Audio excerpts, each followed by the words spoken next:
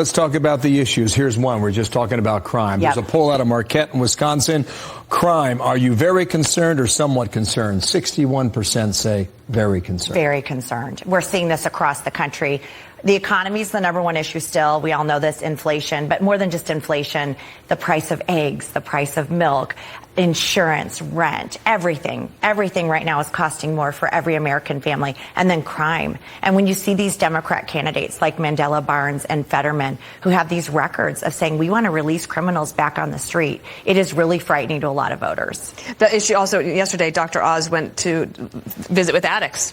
And he was like looking, I think that he seemed really taken aback by it and very moved. There he is, picking up needles. He even took some people to an addiction center. So, will crime not just play out in the big cities?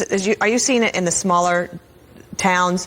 Even in rural communities, are they worried about crime? Absolutely. And my girlfriends, I'm in suburban Detroit, everybody's afraid about crime right now because we're seeing what's happening in New York, we see what's happening in Seattle, we see what's happening in major cities across the country. And we're worried because Democrats are doubling down on this defund the police, reimagine the police, demoralize. I talked to a local sheriff in my state. He said, we can't hire anybody. We can't hire anybody because nobody wants to be a police officer anymore. So we're seeing the impact of their negative speech and their negative narrative against our police officers. It's demoralizing and diminishing our police force across the country.